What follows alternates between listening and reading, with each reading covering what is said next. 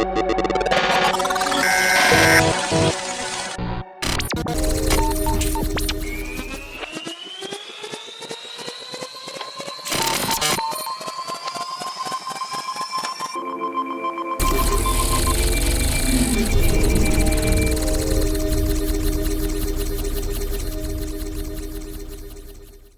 people of ADE 2020. My name's Danny Howard here in my basement studio in London. It gives me great pleasure to be here hosting this very special panel, The Evolution of Our Sounds by Timbaland, with special guests.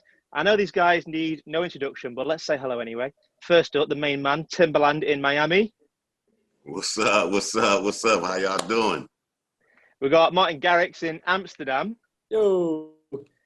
And I don't know how far away he is from me, but apparently David Guetta's in London. Yes, absolutely. Okay, looking forward to this chat, guys. But let's jump straight in. And I want to start with Tim and talk about the role you played for the sound of the noughties, the 2000s, all the records, all the tracks. You know, your influence in that era. And where I want to know, where did you get your inspiration for all the music during the noughties?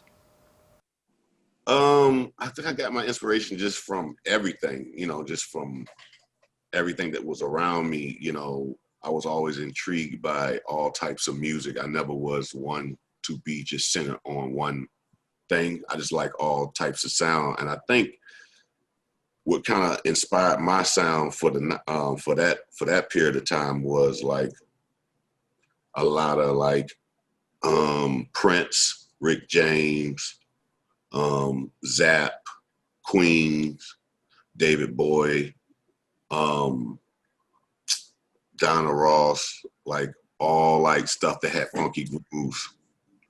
That was my inspiration. Had to be funky. I like that. And did electronic dance music have a role in your influences at all? I believe, I don't know if this is electronic, this group, but this was one of my favorite groups, and it was called Kraftwerk. Oh, and, we've heard of them, right? Yeah, Kraftwerk. Kraftwerk was, and they had this song, Numbers and Pocket Calculator. And they was kind of introducing, that's when like modulators was like computers, and they was turning knobs, and I was like, man, that's kind of ill. And then came Devo, you know, like, and that kind of was my interest into dance music. If you want to call that dance. You can probably elaborate more on Kraftwerk, David. Did they influence you in the early days? Yeah. Well, it's interesting because first, I think Timbaland and myself, we grew up on similar music. I'm also a huge Zapp fan, and Rick James and all of that I absolutely loved. And when it comes to Kraftwerk, actually the way I discovered Kraftwerk was not even directly from electronic. It's because in the early days I was playing hip hop, and there was a Africa Bambaataa, and the first wave of hip hop was electro, and they were sampling or replaying Kraftwerk, but with that big 808 beat on the top. And I was like, oh wow, this is crazy. This is crazy. And at the time, I didn't have much money, but I was spending even to buy records.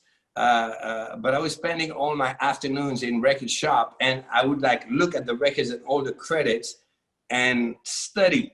I would study, like I would know the names of, you know, every musician that was part of the band, because at the time we're talking bands. And I heard about Kraftwerk through those early electro hip hop records. And then later, I discovered them, of course, and the crazy shows also, like, it was unbelievable. But I think, actually, it's funny because I think we have the same culture, because I'm in the electronic world, but tending to go towards soulful melodies and funkiness. And I think Timbo is in the real, funky world, but he was always going towards a little bit electronic in his sounds. Actually, I remember when you were using you were using almost a trance type of arpeggio, but just make it slower, when it went pa pa pa pa pa pa pa pa. This type of things were being used in trance, but it's just that you made it slower and funkier. I think the same. I think that what makes music interesting is fusion. And, when I started, I was like, I was a little bit looking down on pop. And I was like, I just need some good drums and a bass line, and everything else is just slowing down the music, because I just wanted to make the people dance.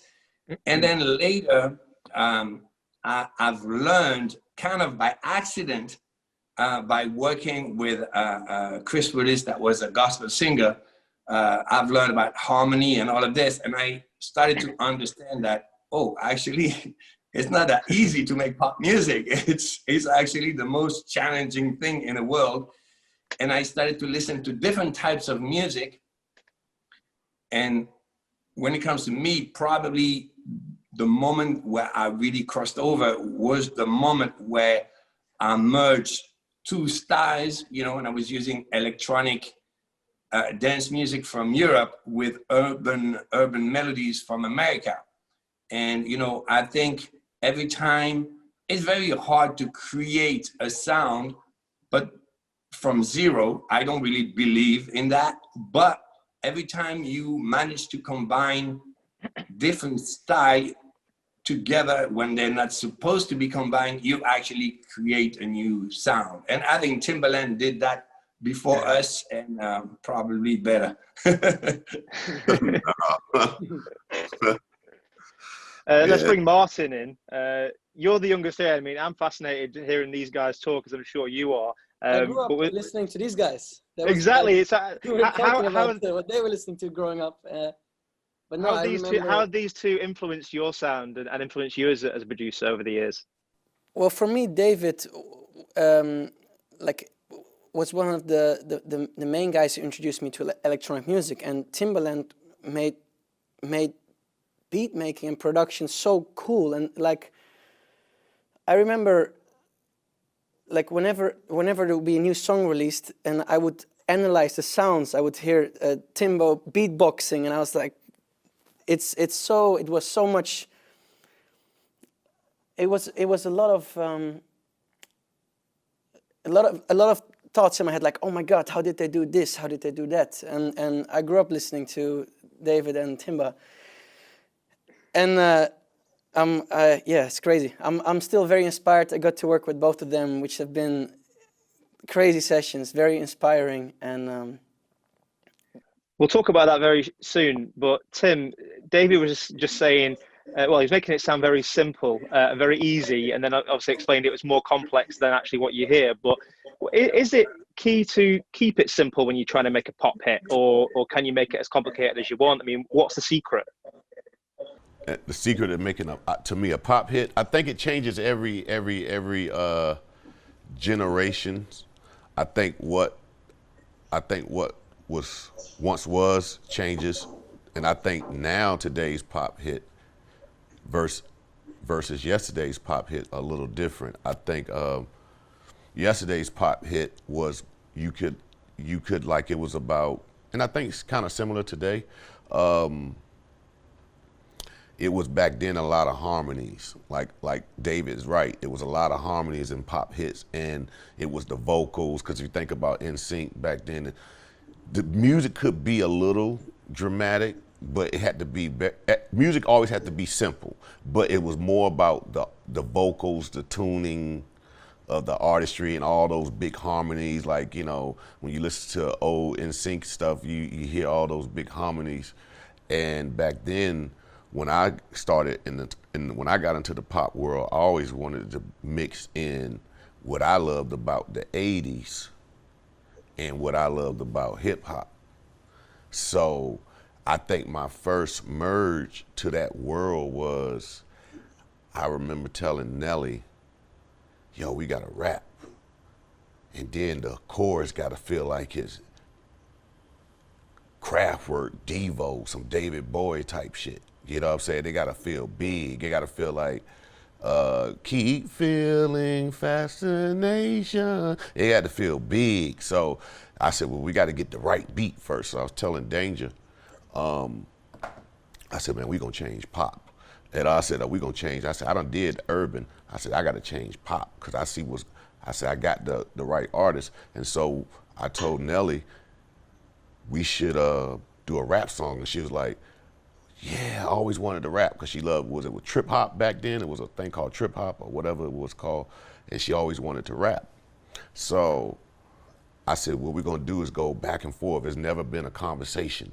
I said, when I watch pop is, I remember back in the day, I was looking at some of the old Mickey Mouse stuff, and I was like, what made Mickey Mouse Club big on whatever, Disney Channel, whatever it was. And I was like, man, the conversation between girl and guy.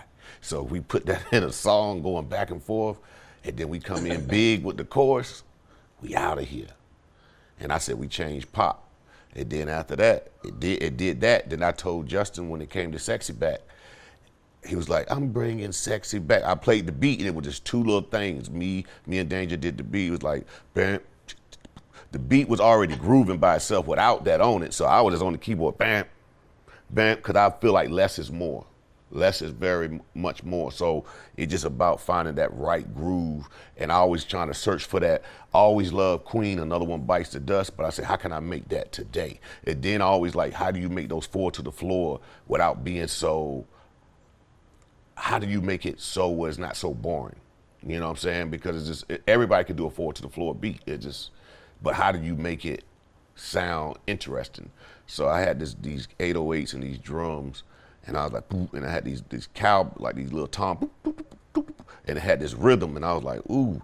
Then we start hitting the keyboard, and I, bam, little simple sound. I'm like, that's it. And then Justin was like, I'm bringing sexy back, like something like that, just talking it, and I said, yeah.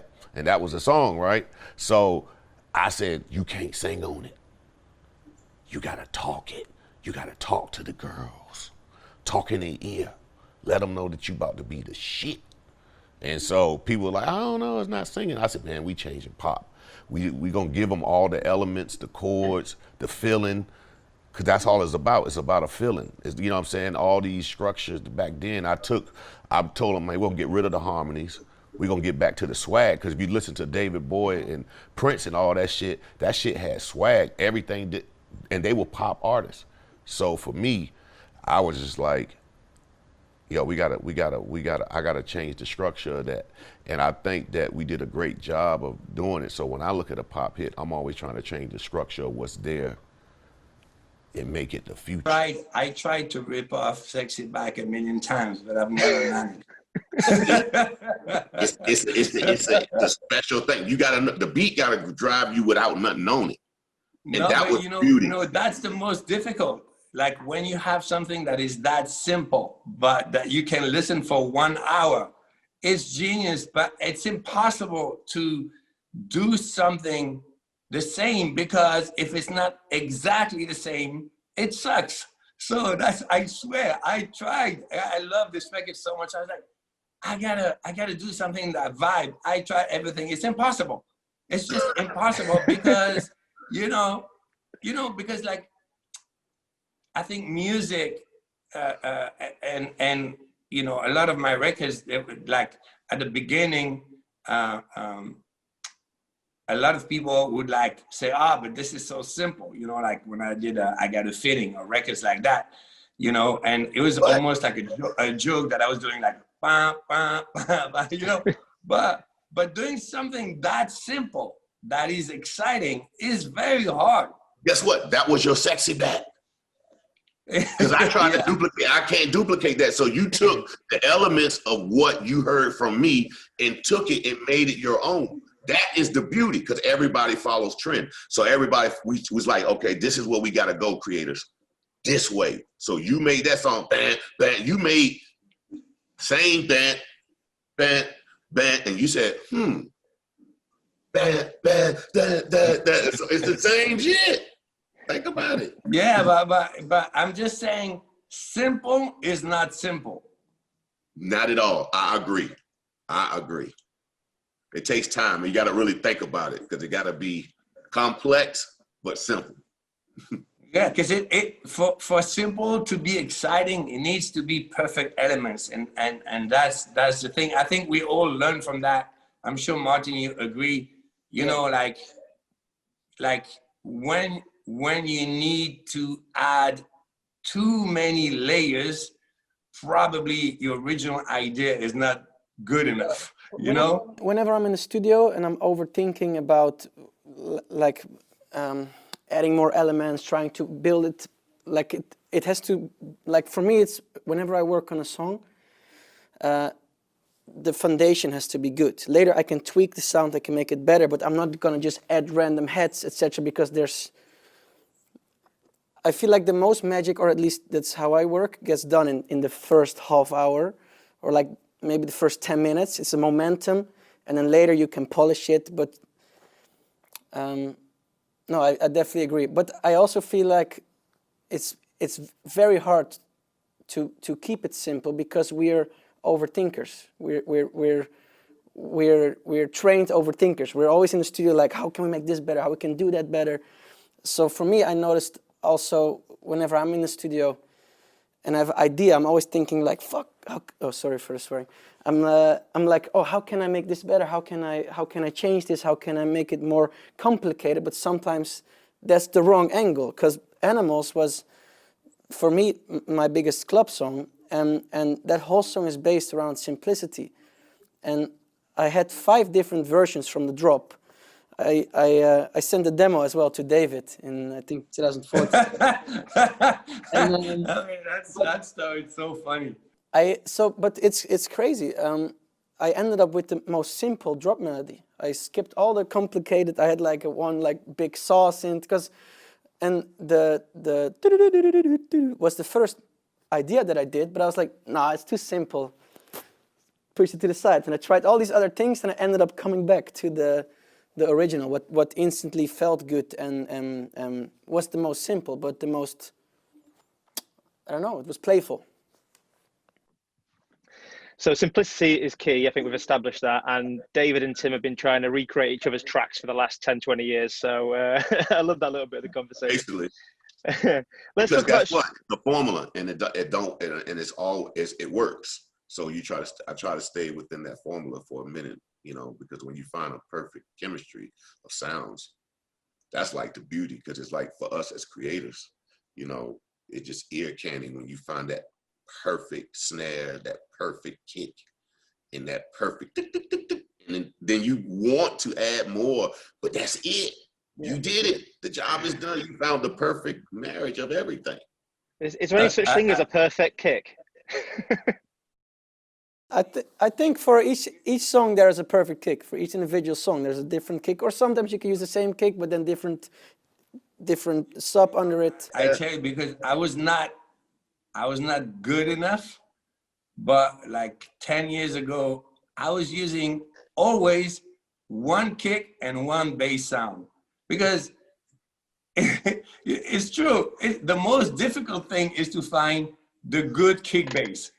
And okay, I had this one that was working, and I would filter it a little different, EQ it a little different, but I was Exactly. the same, and I was safe, like the rest. Exactly.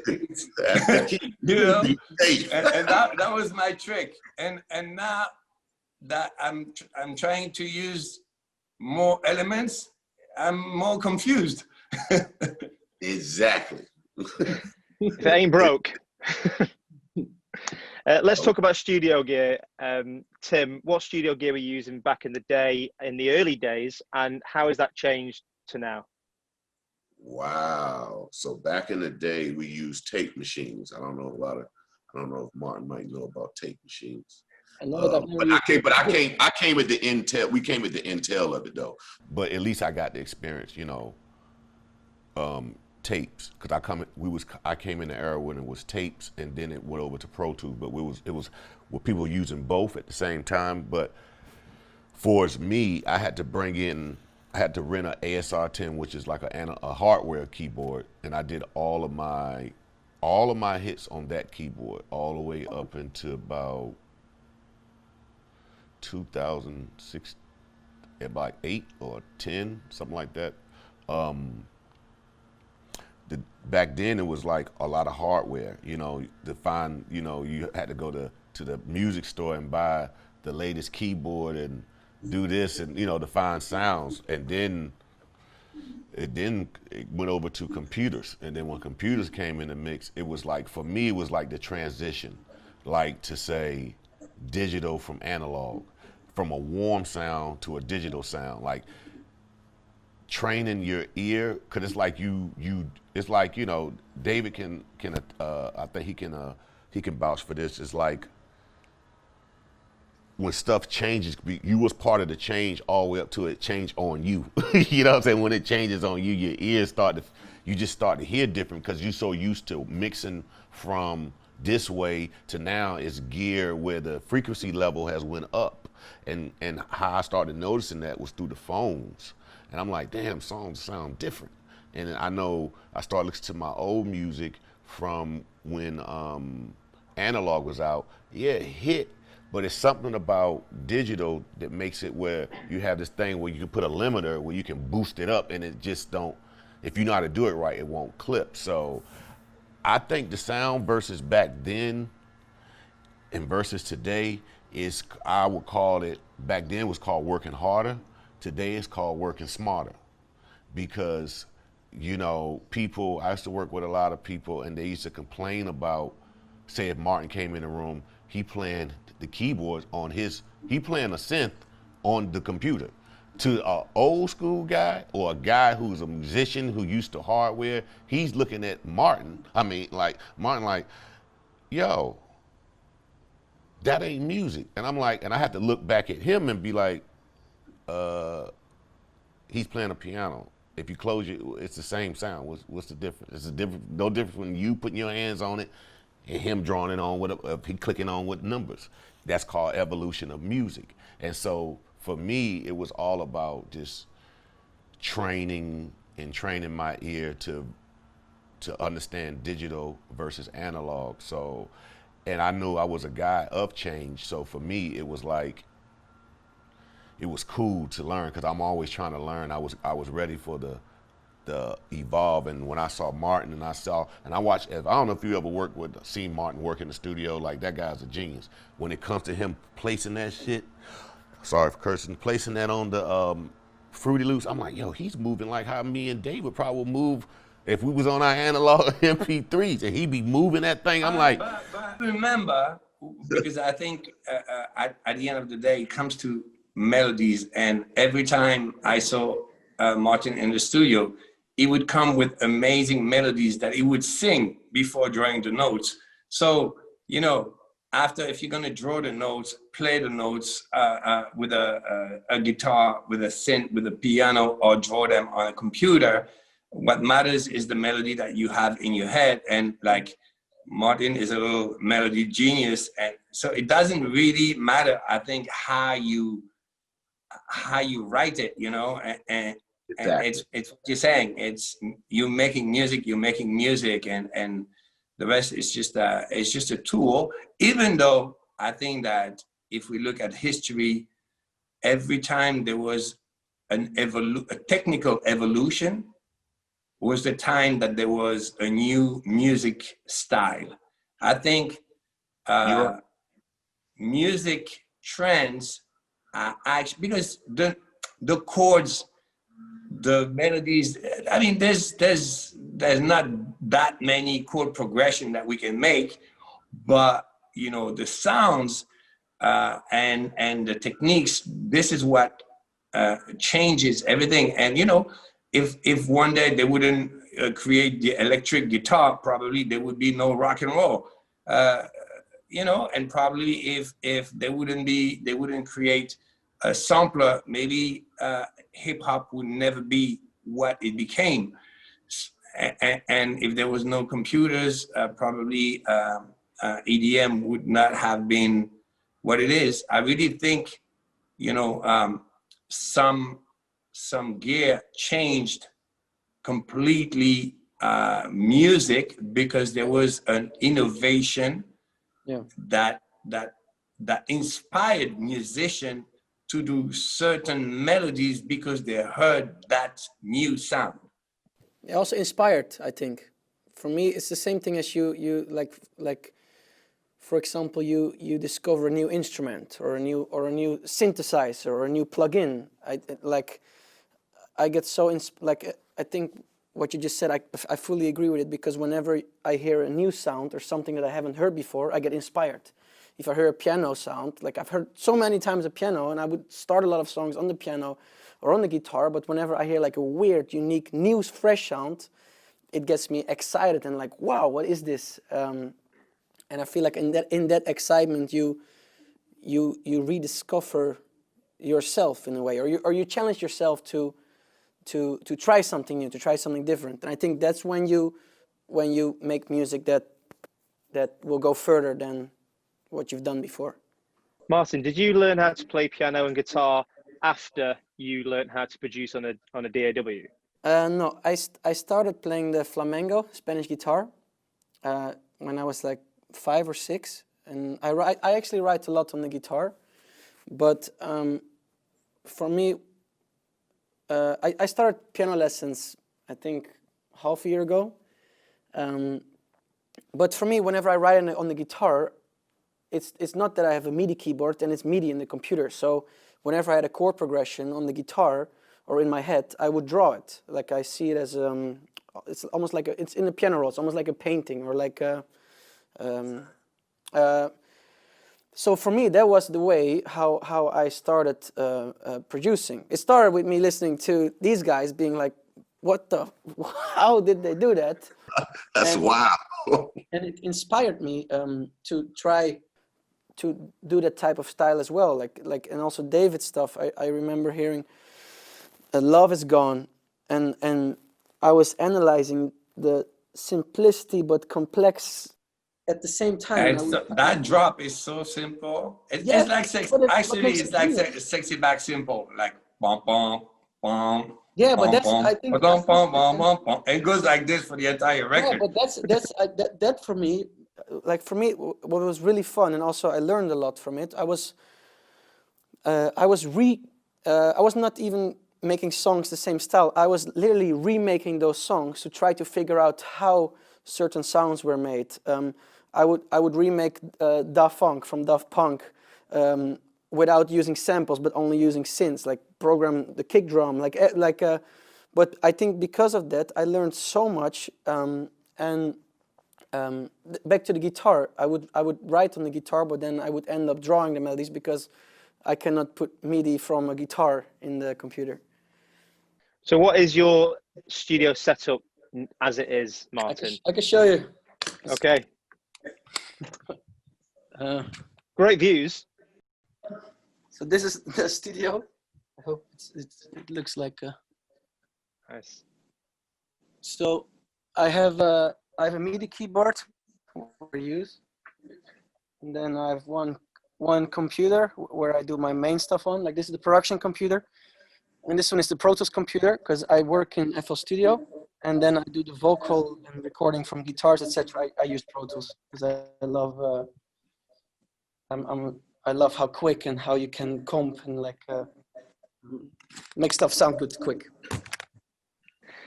So nice. But in the end, I started on just a computer. Now I think the rest, all the extras is luxury, but right now, I think you can get so much from just your computer. The only thing that I really like is some hardware, because some analog synths, like for example a Moog, like the low end, you cannot recreate, or it's very hard to recreate with a plugin. So. And Tim, how have you found it over the years adapting to using DAWs? Do you use soft synths, or are you still all analog? Like, what's your process? Is it different? How different is it now than what it was when you were using the tape machines? Now it's like it's kind of caught up to where I always wanted music to be, very simplistic. just like how music is. So I think less is more. So for me now, I just use like Martin said, the computer. Computer has everything. Like you don't need all that extra stuff. I'm in my studio now, and I think I just told my guy who put all my programs in my computer, and I'm glad they came out with the new Mac where you don't need no hard drive, because I feel like you shouldn't have to need no wires, period. You know what I'm saying? That's what I'm waiting for, because I feel like that's the future. You know, it's no wires, it's cut on, pew, everything that you ever done. What I loved working with you, and what was also really inspiring to me, was how you did a lot of the percussion based on beatboxing. And for me, I'm used to working on like a grid. Like I'll do the groove, but I don't do it by feel. I just adjust the groove setting, and then it in the FL Studio sampler, it automatically changes the groove. But like when we were in the studio in Miami, you were adding constant layers of beatbox, and then later you made a choice like, oh, am I going to replace the beatbox sound with a sample or with a real head, or am I going to keep it like that? And for me, that was super eye-opening, because it was so much more focused on feeling, on how do you say it, like on human groove, not computer. And that to me was very, it was. I was shocked too by that. It was incredible. I was like, wow, it blew my mind. And then you start listening to the older songs in a different way, and you're like, fuck, it's Timbo beatboxing on many of those. But it was very, very eye-opening and very inspiring. Super impressive for people to understand, because I think, you know, for people to understand what it is, I think it's a way also, like when we were in the studio, I was playing some beats, and I saw in his face that he was a little bit impressed, and then he was like, okay, let me show you something, kid, you know. Okay, now go back to your room and clean it up. And he went to the booth, and same, you know, started from the beatbox for the drums, but then did like guitars and you know, just by making sounds but putting some distortion on the top. And it was like, I was completely shocked too by that, like doing the whole track with the mouth. But that's I realized insane. that's what And makes it human. That's what makes it sexy. A computer cannot be sexy, or like you can program, like I'm a programmer, but like it's such a different approach and a different mindset and a fucking cool approach to produce that way, because you're basically making your own puzzle pieces, and like it's sick. I actually tried it myself as well. I ended up replacing my voice with, like, because I'm not a beatboxer, but with like heads and like snares and claps. But the human error, or not the error, but that you're a little bit off, is sometimes what gives it its magic. And especially listening to Timba, it's in the songs that you hear the human, the not being perfect makes it super fucking perfect. And I think that's really that was really eye-opening. Yeah, that's what it is. What is it? What we say? Yeah, what's dope? What makes you whack? So we're not going to have any Martin Garrix beatbox tunes anytime soon. Then you've already tried that. Don't worry about it. No, I only use this like a groove indicator, because I've been experimenting a lot. Especially 2020 has been a weird year. I've had a weird, like, for me, because I make pop music, but I also make festival music. But making festival music feels a little weird when there's no festival. So I've been experimenting. I've trying new sounds. I went full focus on this project I've been doing for the last 5 years. But next year we're gonna go really hard with the project. So we basically finished the whole album with Area 21. It's like two aliens. They crashed on planet Earth to party and to but then they crash here and they're like, what the fuck are you guys doing? They don't understand borders, they don't understand racism. So there's two aliens, they're basically going to be like, what are you guys doing? So we wrote all these fun songs where we experimented with different grooves, with, like, for me, everything started on the guitar, on the bass line. It's a very, like, the new stuff is very sexy, and Timba and also David have been big inspirations for me with the project, because it's like it's fun, and music is about fun. Like, I made my biggest songs whenever I was in the studio, not thinking about anything, but in the moment, enjoying, happy, and I feel like if you feel happy, if you feel good, it's contagious to the people around you and to the music you will make. So you just mentioned about 2020 being a bit of a rubbish year, Martin. That aside, I'll go to Tim for this. The industry over the years has changed a lot for producers. What are some of the biggest changes, do you think? For production? Yeah, for production, for trying to make it as an artist. What have been the biggest changes? You know what? I don't think it's been a change. I think it's really been like, okay, the world has been moving at such a fast pace that I think it make creators get more creative.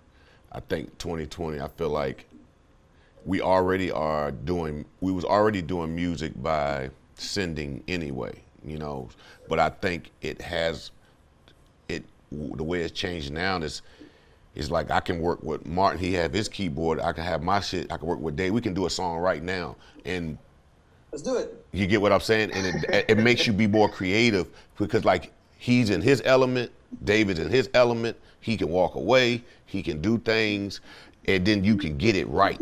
It's not like you in what I've learned is you're not like in a building. We have to use this technology that's been given to us to make it work for us. You know what I'm saying? So it pushed me more creatively.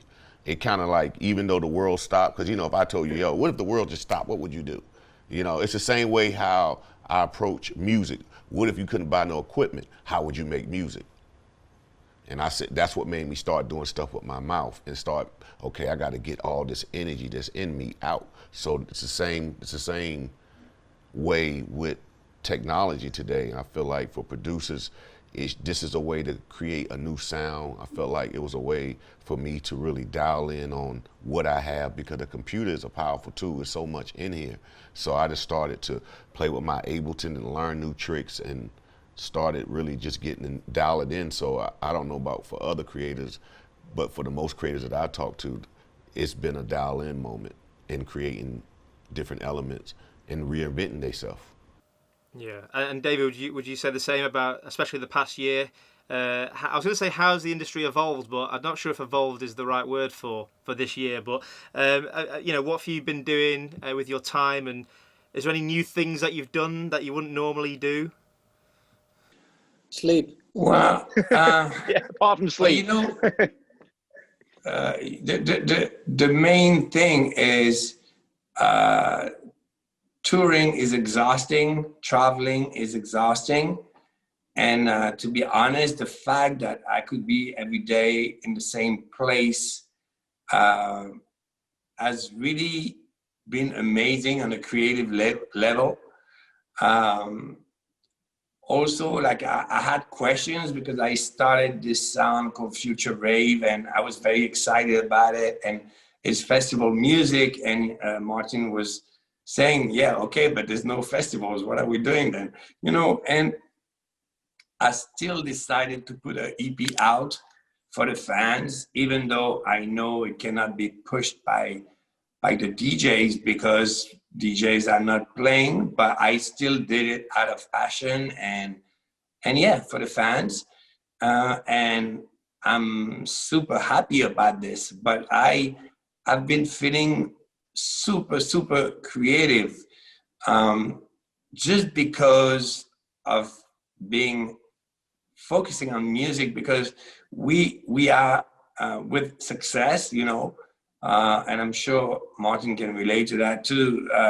We touring so much that the lifestyles sucks all the energy out of us, and sometimes you go to the studio because it's on your schedule, you know, and between two shows, you have 2 days of studio, but you actually super tired. And also just the fact that you say, oh, I have 2 days, you know, I have to make a hit record. But if you every day making music for fun at home, then this is when It's a real different interesting approach. thing comes, Yeah. you know, because it's how we all started. We making music for fun, you know, and now I really feel like, you know, I'm making music for fun. It's not that, okay, I'm gonna have a hit record and thanks to that, I'm gonna do 200 shows for this crazy money. It's gonna make me rich. If I make a hit or if I don't make a hit, it's not gonna change anything money-wise. So, you know, I'm still gonna make music because that's what I'm passionate about, but I do it with maybe more freedom because I don't have this pressure of having to deliver, of having to respect, you know, like just the fact that my hours or days in the studio are normally limited because I have the interviews, I have the promotion, I have the shows, I have the business meeting, you know, the traveling, all of this. You end up with not so much time to do what you're supposed to do. And right now, you know, I don't know. I'm here. I normally, you know, I didn't have, I'm in London right now. Normally I have a studio in my home in Ibiza, but here I made a little studio in my home in London too. And, you know, I just wake up, take breakfast and make music for fun, you know, like for fun. It's such an amazing feeling. Yes, it is. Yeah. What I want to talk about as well is the next generation of producers, the next generation of music creators. I know, Tim, you're heavily invested into focusing on the next generation as well, but how do you, as established artists, see your role to help the next generation? And how important is that? I guess we'll start with Tim. It's always important, but I don't look at myself as a artist, you know, like I feel like these two guys, Martin and David, are artists. Like I look at myself as, we all artists, but in our own way, but we creators. So I look at it for the creative view. I feel like use the technology. So I think the way of music's going to be heard is through how we doing this, is like through Zooms, and it's just going to be fun. And this is the way of connection. I think, you know, just being abrupt to music technology. And I would tell any young person like that's starting today, like, and I think they all doing it, you know, they're using the SoundClouds, all these things of today. So I think I really would ask Martin what to do for today. Martin, what do we do? You know what I'm saying? Like, because it's, you know, he's Spider-Man. He's the new Spider-Man. Like, right? So why would you go ask the old Spider? I could give him some great seasoning from the past, but I feel like going forward is there. I feel like every artist now are already on that, you know, from the new generation. I think that because you have no choice. Think about it. We all stuck in the house. So you make music. And it's back to what I think is making it, like what David said, for fun. I think the passion will come back for a lot of people in the new generation. Do you ever have? The excitement is like, woo, my thing blew up viral. You know what I'm saying? That's going to be the new thing, you know, TikTok, you know what I'm saying? But you was home having fun. And that's why I think music is going to be, you know, for this generation going forward. I think it's going to be all created. So go on then, Martin. Your story is the most recent. Tell us how you broke through and what you did and how people watching this can potentially do the same. So for me, I had a really crazy story. I actually had a conversation with David about this in Miami like 5 years ago with Steve Angelo, and we were reanalyzing like everything that has happened in such a short time. Not only to me, but also to music, to the industry, and it's been a crazy roller coaster. But for me, I think right now music production, also because there's so many like loops and like whatever on the internet, it became easier to make music, or more accessible. Like you can hear like a top song on the radio, and then you find out afterwards it's a fucking loop that has been bought from like a sample free pack, and that pisses me off.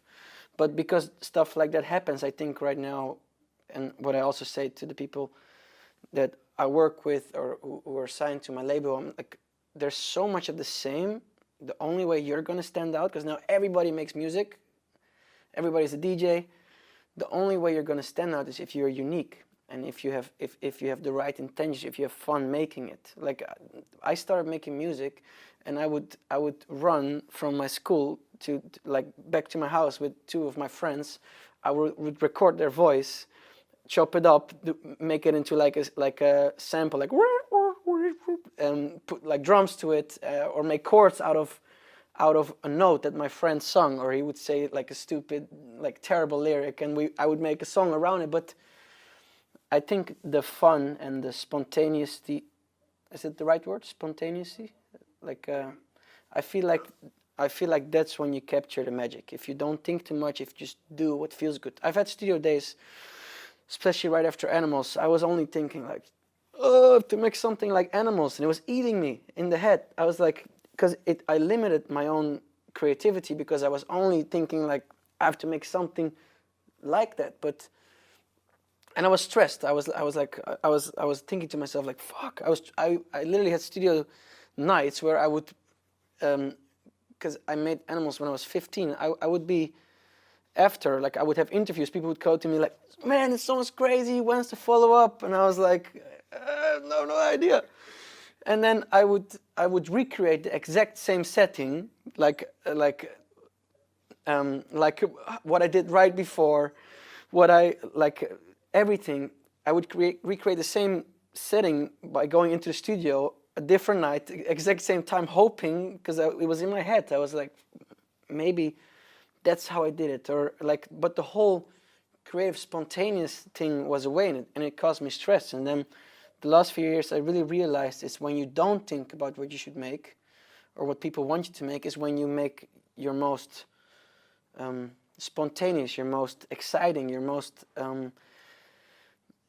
like you want to make songs, or I want, like I know 100% Tim and David think the same, but you want to make music that right after you make a render, you want to run to all your friends, to your family, like listen to it, listen to this, because it's so much excitement and passion in what we do. And I think if you overthink what you should make, what do the people want to hear, etc., you lose a little bit of the magic and your creativity, because in the end it's about passion. And I think we're all very my experience about that, because you were speaking about when you started, and I remember, I feel like it's so amazing creatively when you don't have success yet, because as no one is expecting you to have success, you just try tons of stuff and you fail, but it's normal to fail. And one of the 10 ideas becomes a huge hit. But once you have that huge hit, everybody's looking at you thinking that you're a genius and that everything you're going to do has to be as successful.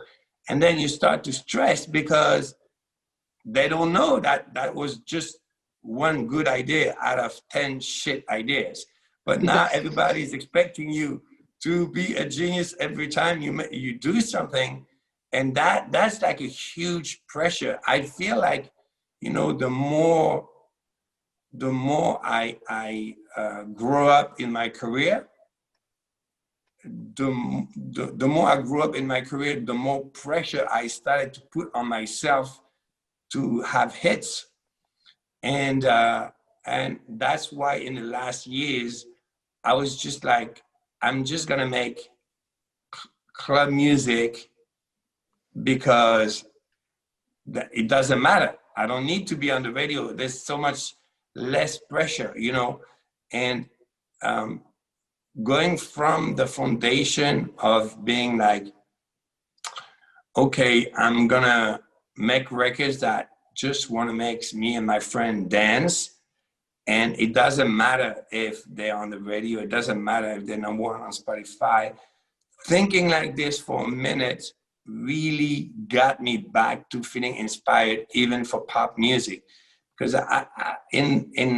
let's say like 3-4 years ago, I started to stress so much like what you were describing, you know, of, you know, all these expectations that the label has, that everybody, the industry has, and that you also put on yourself of you know, being able to deliver a hit every time. And that's not fun. What's fun is to be able to try different things.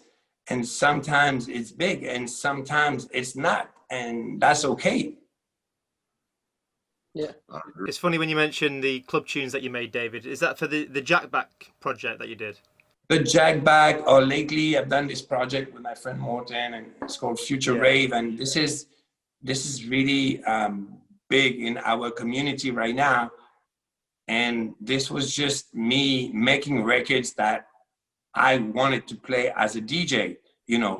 I was never trying to be on the radio or to be, I mean, not even to be streamed or whatever, but also I did this for like maybe a full year between Jack Back and the Future Rave, a year and a half. And you know, now I just released this record with Sia that is more like 80s pop kind of, and I'm back to making pop again, but I do it with a new approach because, you know, I kind of released this energy of like, you know, let's just make records that, you know, are making me happy, you know.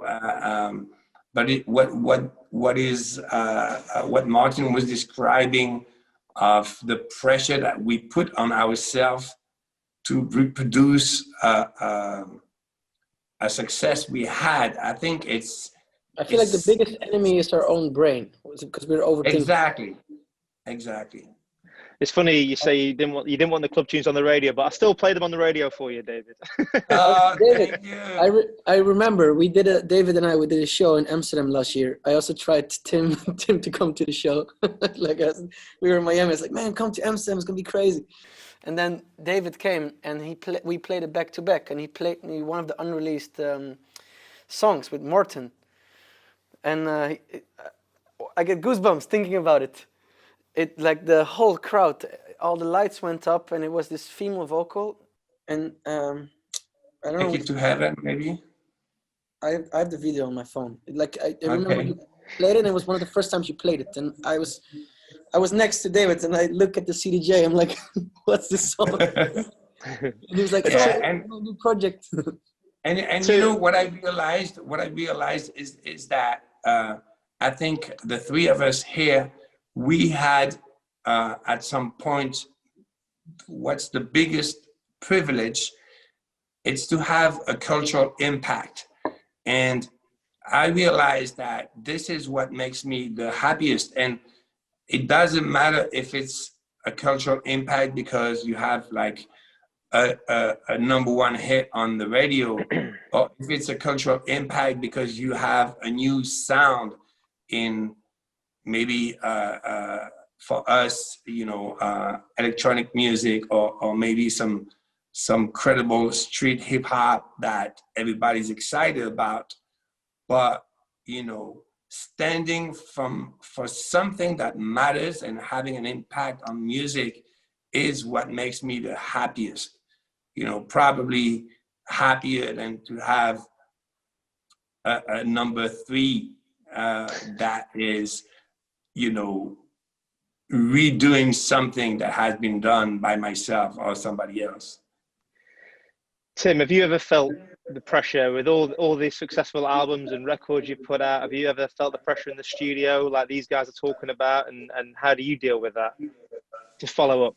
I think I mean, that's always a pressure, but I believe the pressure is really the other side of you really pressuring yourself. Like what Martin says, your brain. I think that's the biggest enemy. For me, I mean, it was times in my early career, but then I was like, I kind of like just learned to like block that out, you know what I'm saying, and get into my happy space so I can create and make the best music that I can make, you know, and you got to find the best voice. I feel like some songs that we put out, what I've learned is I had expectations and then I expect it to do some certain things and it don't, but it actually really does, because some songs are meant, it's all about timing to me. And it's like some songs can be birthed later on. You know, you get put it out, you be like, wow, that song's a hit. I put that out 2 years ago. And that happened to me a lot. So I've been through the ringer. So I have to learn to Musa, to get out of my own brain. And just, once I'm not having fun doing it, then it's like, okay, I know no hit's gonna come out of this. You know what I'm saying? I gotta be like, I think we all can agree, we gotta just be making music just to be making music, not looking for nothing. Because once you do that, it's gonna be free. You're not even going, it might be the wackest one out of that bunch that you don't like, but you still have fun doing it. But that one that blow up. But at least you know, you made music that you had fun. It wasn't about, oh, you might like David could have did a track. They'd be like, and I walk in there, I'm like, give me that track. And he'd be like, what? But he had fun doing it. But I know I can know where to place it. I'm like, yo, we can get, if we put Adele on that. He probably wasn't even thinking like that. You get what I'm saying? That be the beauty of watching other creators come in and see the love that you put into something. You know what I'm saying? And if that dies, you know what I'm saying? Like, I just think that everything dies, you know, like I done been through it all. Like I done went through in my early careers where, you know, all of us producers had to live up and say, oh man, because people put all this expectation on you. And I just went through every ringer. But I think the thing is for me, that made me realize who I am, and what kind of blocked all that stuff out is me falling down when people was telling me I was cold, or he can't, you know, because they'll smile on your face and laugh and talk to you. Oh yeah, this and that. But then they always, when you don't do a hit after, it's like, oh, on to the next, you know. And when I heard, you know, a couple of those comments, and to me, those comments are needed, because you need to never relax, but always have fun. But you don't want to relax. You don't want to relax. And sometimes, you know, the success, we started partying, we started tasting life a little bit. And that's when everything goes to the shitter. You know what I'm saying? Like, you know what I'm saying? And so you need those companies. I learned to appreciate when they think I'm not hot. You know what I'm saying? I instead of being like, you know, put pressure on myself, it's like I start to find like, maybe I'm not hot because I'm not living in my truth at that moment. You know what I'm saying? And like not being happy within myself. So I take it as like, now it's just, that comes with the territory. It's interesting what you say about sometimes not noticing something that you've made. You know, someone else might hear something you don't. And Martin, I'm going to put you on the spot a little bit here, because we did an interview on Radio 1 a few years ago talking about animals, and you can I can't remember the story myself. Hopefully you can remember, where it was actually another track you brought out around the same time that you love more than animals, right? So the crazy story is about animals was that I did the melody, the dun da da da da da, when I was 14, and I met David at the time.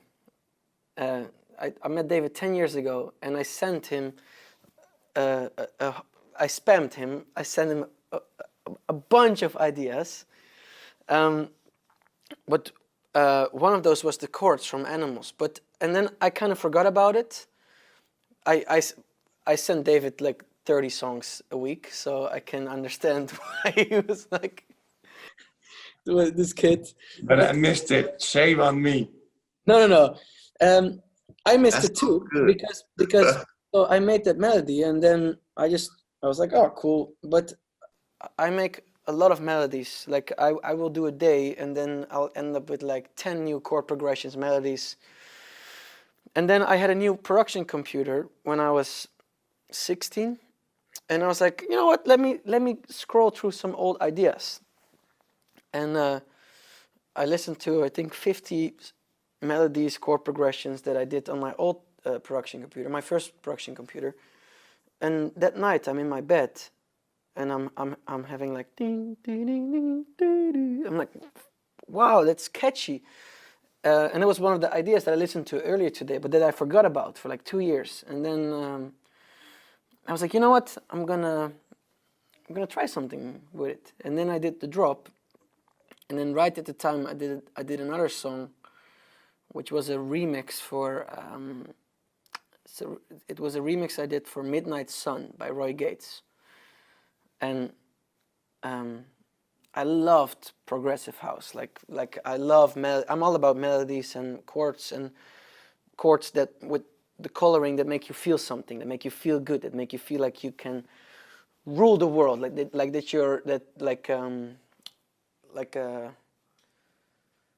I'm all about emotion. And I did this one song, this one remix, and I was like, this is gonna be huge when I release it. And then right at the same time I did Animals.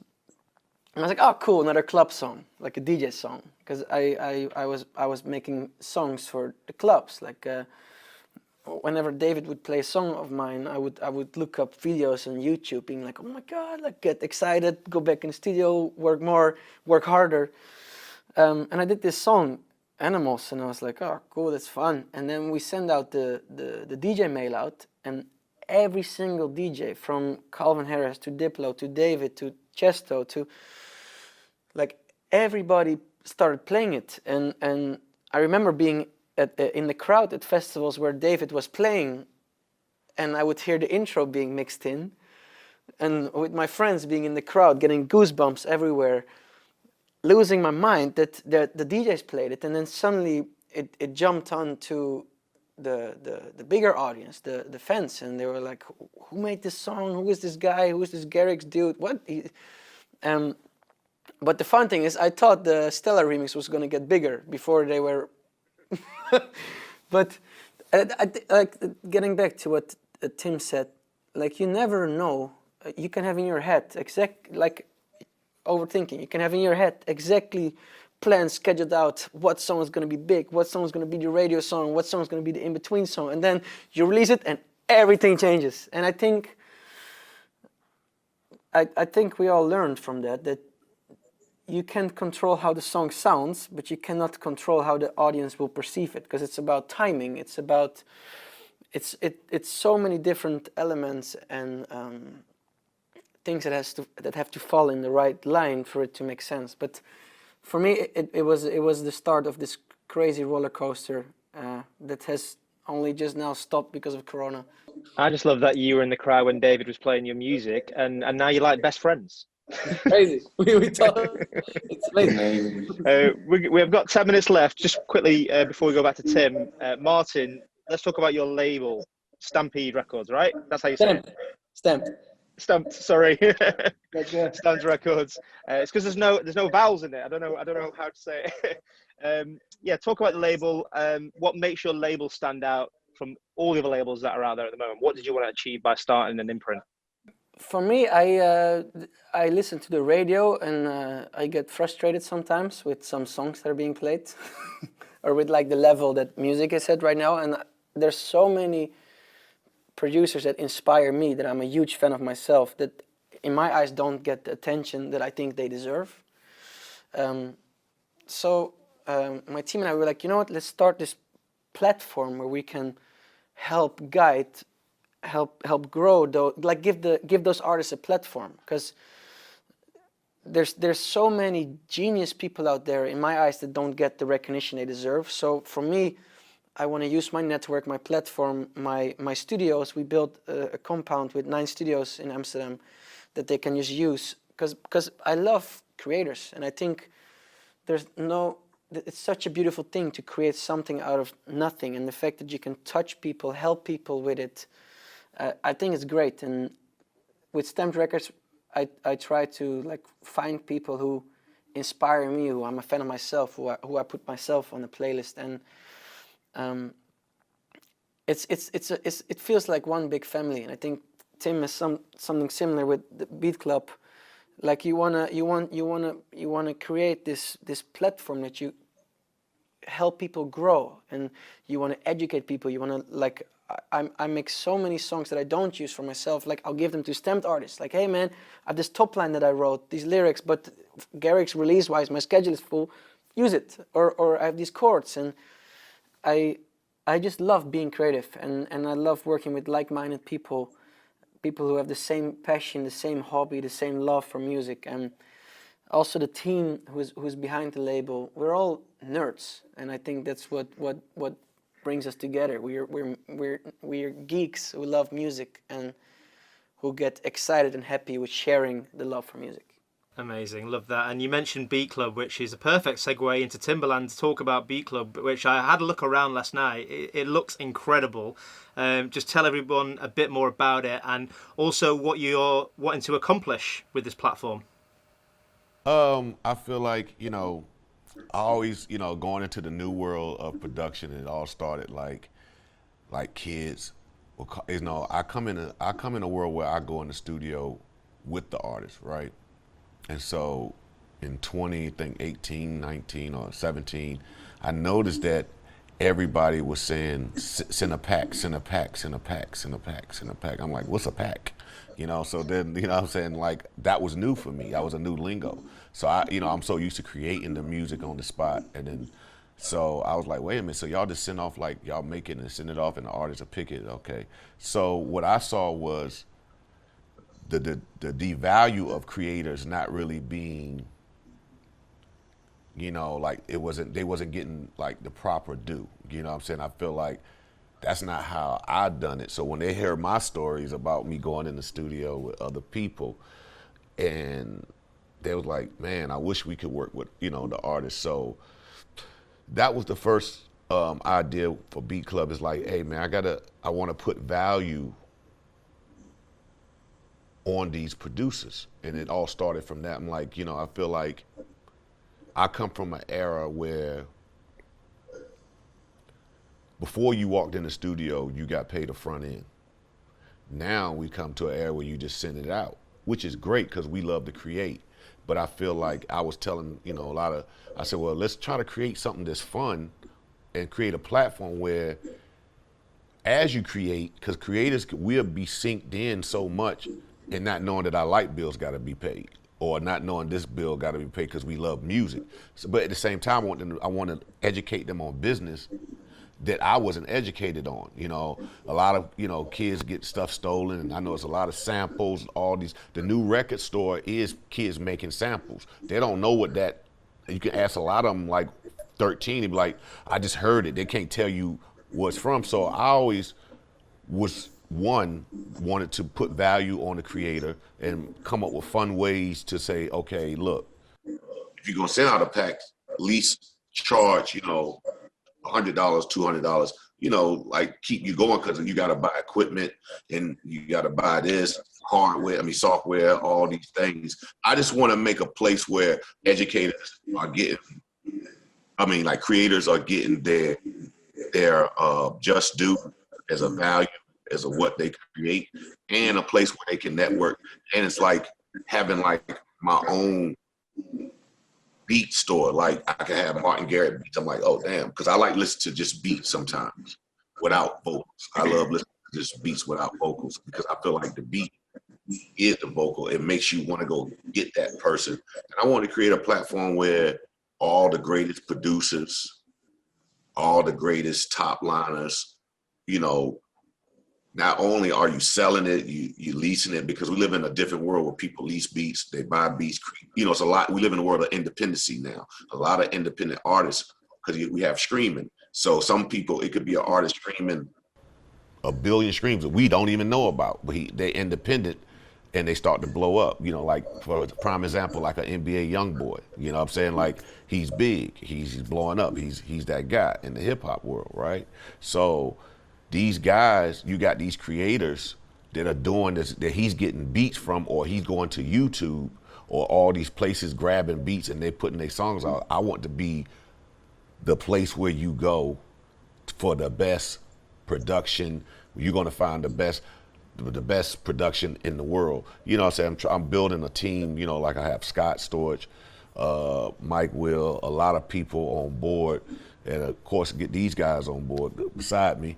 You know what I'm saying? And there we go. We got the hub of all music. So any independent artist or, you know, looking for beats, because you find, cause it's so, like Martin said, it's so many geniuses out here. So Beat Club to collab with Martin's thing, what he got going, and it's like, you know, it's all about getting all the creators together and building this community. Since we all can't meet, it's so much going on in the world that we don't know, and I want to create that hub where you can sell, you know, your beats and get like little coupons, golden tickets and stuff like that. Because, you know, if you look at how music is done today, like I didn't come in a world of bundles. You know, I came in a world where you sell a record, it's $12, $9. People go out and go buy it. Now people just go download it. Like I don't leave my house for nothing to download, you know, to go to a store to purchase, because I do everything online. I buy it and they come to my house, everything. And I never would have thought that would have been me. So with that being said, I want to create a place where it feels like you're going out, but you're not going out. And Beat Club is that place where you could do all your business right there and create with other people, meet other people, and just try to put all the creative geniuses in one place. Sounds amazing, and what I saw last night was, yeah, exciting. So I can't wait for that to launch. When does it launch? When can people get stuck into it? Well, you know, everything for me is about timing. When it's right, I believe like top of next year, like early to mid part of next year, because, you know, in technology, it's like building a house. You know what I'm saying? You got to make sure you got all the components to go right. You know what I'm saying? You don't want to miss. You're gonna miss something, because that's why we have iPhone 12, iPhone 11, iPhone. You know, you're gonna elevate, but when you first launch, you want to have a lot of the things that people might ask about already in the platform. You're gonna miss some bumps, but at least before you put it out, you want to make sure everything is copacetic. So I think like the middle of next year, like the top.